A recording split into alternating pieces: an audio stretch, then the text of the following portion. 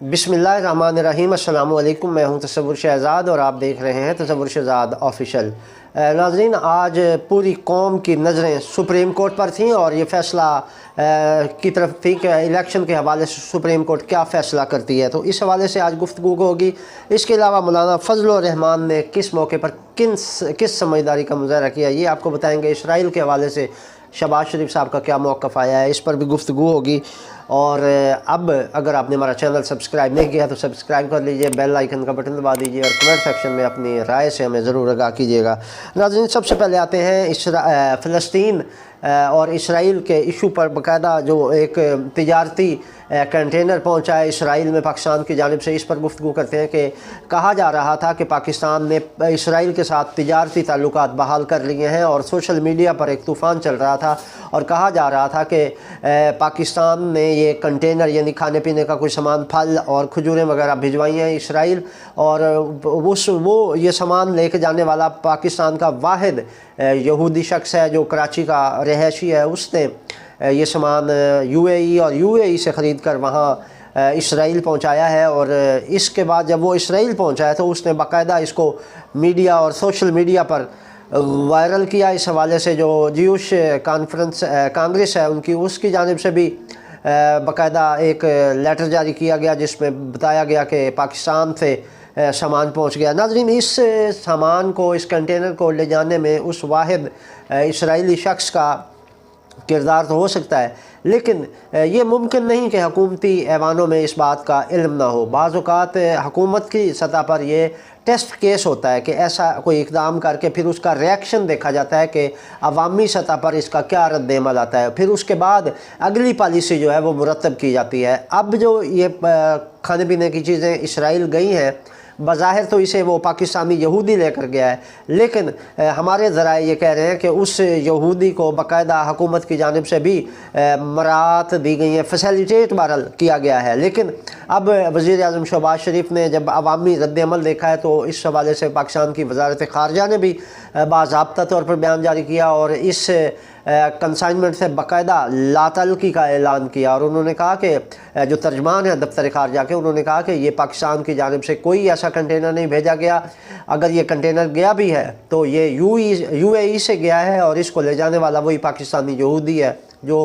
रूस, जिसको ख़ुसूसी तौर पर इसराइल आने जाने की इजाज़त दी गई है हुकूमत की जानिब से।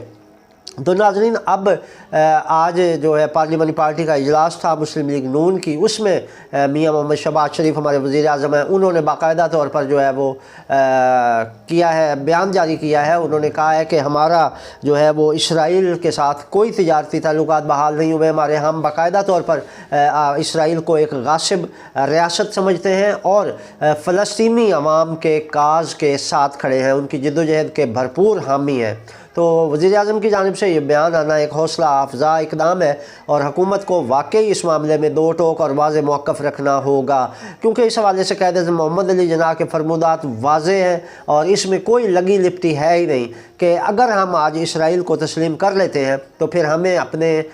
कश्मीर से भी हाथ धोना पड़ेंगे। लिहाजा अगर हम चाहते हैं कि हमारा कश्मीर महफूज रहे तो हमें गासिब इसराइल की सपोर्ट नहीं करनी होगी। इस हवाले से क़ायद-ए-आज़म मोहम्मद अली जिन्नाह ने वाज़े कहा कि इसराइल एक नजायज़ रियासत है और हमें इसको किसी तौर भी सपोर्ट नहीं करना। तो ये वाज़े और दो टोक मौक़िफ़ है पाकिस्तान की गवर्नमेंट का और ये एक ज़मीनी हकीकत है कि पाकिस्तान में यहूदी लाबी बहरहाल सरगर्म अमल है और वो ये कोशिश कर रही है कि पाकिस्तान किसी न किसी तरह इसराइल को तस्लीम कर ले। और इस हवाले से उनकी ये कोशिश है, वो कभी स्कूलों में कोई तकरीब करवा देते हैं, कभी कहीं सेमिनार करवा देते हैं, कभी किसी यूनिवर्सिटी में इसराइल के हवाले से मुज़ाकरा शुरू हो जाता है। तो ये सारे इक़दामात इस बात की तरफ इशारा है, ये कोशिश है इस बात की कि हुकूमत पाकिस्तान जो है वो इसराइल को तस्लीम करने के लिए ये टेस्ट केस होते हैं, ये चेक करती रहती है और जब शदीद रद्द-ए-अमल आता है तो इससे फिर फ़ौरन यू टर्न ले लिया जाता है। कराची के एक स्कूल में पिछले दिनों ये वाक़या हुआ कि वहाँ इसराइली झंडे लहराए गए। इस्लामाबाद में एक नुमाइश में वहाँ पर इसराइली स्टॉल लगाया गया था। ये सारे वो मामलात होते हैं। अब ये कंटेनर जाने का और खजूरें और फल इसराइल पहुँचने का मामला, तो ये सारे टेस्ट केस है, इसमें कौम को बेदार रहना होगा और फौरी रद्द अमल देना होगा। अगर कौम ने इसमें खामोशी और चश्मपोशी की तो फिर यकीनन इसके कोई और नताइज सामने आएंगे। तो इस हवाले से कौम को बेदार रहना होगा। और अब तक जितना इस हवाले से रद्द अमल आया है वो हौसला अफजा है और लायक तहसीन है। दूसरा नाज़रीन, आज सुप्रीम कोर्ट में इस हवाले से जो 3 रुकनी बेंच ने समाअत की है खैबर पख्तूनख्वा और पंजाब के इंतखाबात के इल्तवा के हवाले से, और इस 3 रुकनी बेंच में चीफ जस्टिस उमर अताब बंदयाल थे और इन उमर अताब बंदयाल की सरबराही में ये 3 रुकनी बेंच ने इस पर समाअत की है, जिसमें जस्टिस एजाजुल हसन और जस्टिस मुनीब अख्तर भी इस बेंच का हिस्सा थे। अच्छा नाज़रीन, समाअत के दौरान जब ये शुरू हुई तो चीफ जस्टिस ने कहा कि हमने कहा था कि फुल कोर्ट को बाद में देख लेंगे, इस्तदा मुस्तरद नहीं की थी। ज़िमनी इंतखाबात का मवाजना आम इंतखाबात से मत करें, हुकूमत मुआशी बेहतरी के लिए अच्छे इक़दामात कर रही है। यानी अदालत ने हुकूमत की जानिब से जो मुआशी बेहतरी के लिए इक़दामात थे उनका एतराफ़ किया और कहा कि हमने ये जो फुल कोर्ट की इस्तदा थी उसको मुस्तरद नहीं किया, बल्कि हमने उसको ये कहा था कि हम बाद में इसको देखते हैं। तो इस हवाले से नाज़रीन जब समाअत शुरू हुई तो पीपल्स पार्टी के वकील फ़ारूक एच नायक रोस्टम पर आ गए और उन्होंने कहा कि अदालत ने बहरहाल उनको इत्तेहादी वकला को सुनने से इनकार किया। तो फ़ारूक एच नायक का कहना था कि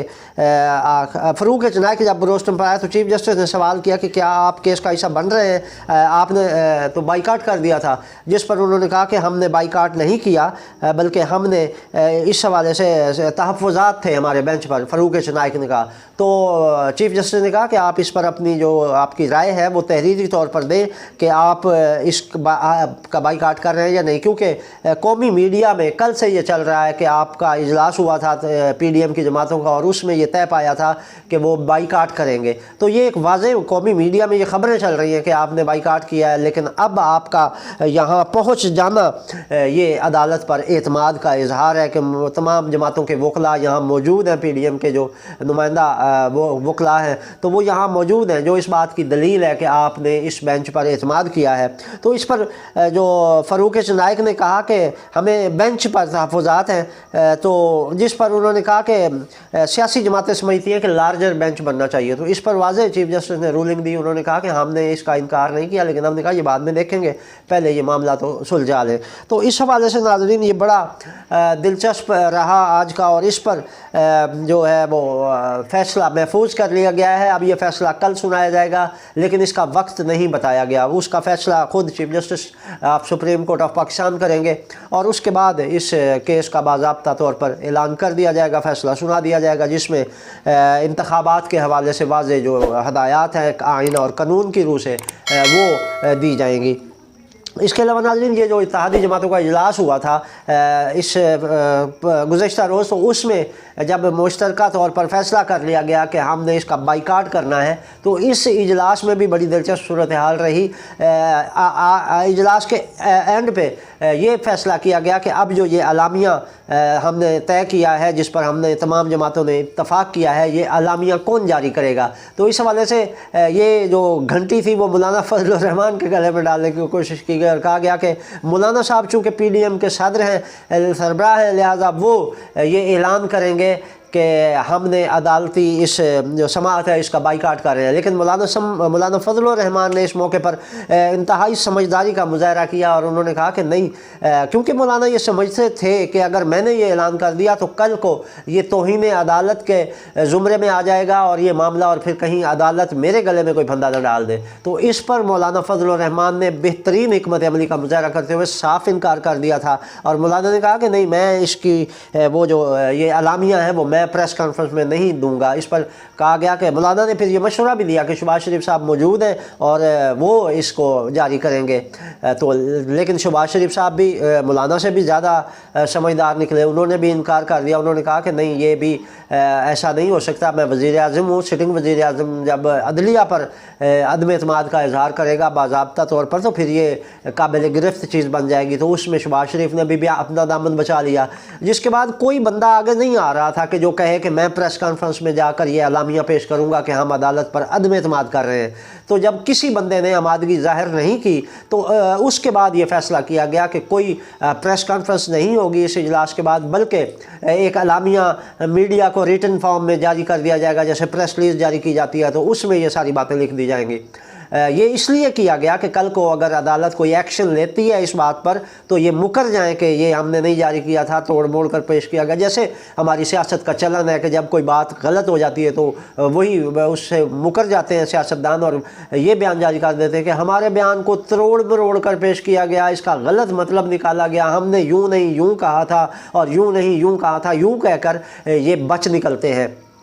اور اب اس اجلاس میں بھی جو پی ڈی ایم کی جماعتوں کا ہوا تھا اس میں بھی یہی صورتحال رہی۔ اس میں انہوں نے کوشش تو کی کہ مولانا کو پھنسا دیں، لیکن مولانا ان کے اس جال میں نہیں آئے، جس کے بعد یہ باضابطہ طور پر ایک پریس ریلیز جاری کی گئی جس کا باقاعدہ ذکر بھی چیف جسٹس نے آج سماعت کے دوران کیا۔ چیف جسٹس نے کہا کہ اس حوالے سے باقاعدہ جو ہے وہ ہمیں یہ علم ہے کہ قومی میڈیا میں یہ خبریں چل رہی تھیں کہ آپ لوگوں نے بائیکاٹ کیا ہے، اور اس پر پھر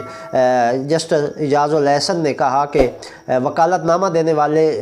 جو وکلاء ہیں وہ تو موجود ہیں نا، تو اس کا مطلب ہے کہ آپ کو اعتماد ہے عدالت پر۔ لیکن ابھی اس پہ جو اٹارنی جنرل کے ساتھ بھی بڑی گفتگو ہوئی، اٹارنی جنرل نے تو یہ بھی حوالہ دیا کہ 1997 میں بھی انتخابات ملتوی ہوئے تھے تو اب بھی ہو سکتے ہیں، تو یہ کوئی ایشو نہیں ہے۔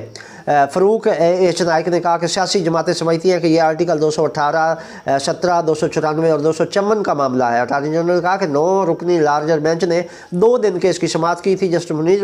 اختر نے کہا کہ آپ بہت جلدی کر رہے ہیں، آرام سے دلائل دیں۔ تو اس پر ناظرین جب یہ گفتگو ہوتی رہی اور دلائل چلتے رہے تو اس میں اٹارنی جنرل نے کہا کہ 1997 میں بھی یہ معاملات الیکشن التوا کا شکار ہوئے تھے، تو اس پر بھی عدالت کی جانب سے یہ کہا گیا کہ وہ عدالتی حکم پر ہوا تھا، جو عدالت کا حکم تھا اس پر عمل درآمد ہوا تھا۔ تو اب عدالت کا حکم وہ نہیں ہے، تو ظاہر ہے اب جو کل اس پہ حکم آئے گا۔ میرا یہ تجزیہ ہے کہ عدالت انتخابات کے اعلان کرے گی، یعنی انعقاد کا اعلان کرے گی، اور عدالت یہ کہے گی جو اب تک کی آج دلائل ہوئے ہیں، آج تک کی جو پروسیڈنگ تھی، اس میں میری ذاتی رائے یہ ہے کہ عدالت کا جو یہ 3 رکنی بینچ ہے یہ فیصلہ دے گا کہ انتخابات کا اکتوبر میں نہیں بلکہ جو موجودہ آئینی پیریڈ ہے اس کے درمیان ہی انتخابات کروائے جائیں۔ ظاہر ہے جب اسمبلی ٹوٹتی ہے تو اس کے 90 دن کے اندر جو ہیں وہ انتخابات کروانے ہوتے ہیں، یہ آئینی تقاضا ہے اور قانون بھی یہی ہے۔ تو ظاہر ہے عدالت جو ہوتی ہے، اور پھر پاکستان کی سب سے بڑی عدالت یہ فیصلہ دینے جا رہی ہے، تو ظاہر ہے اس حوالے سے یہ باقاعدہ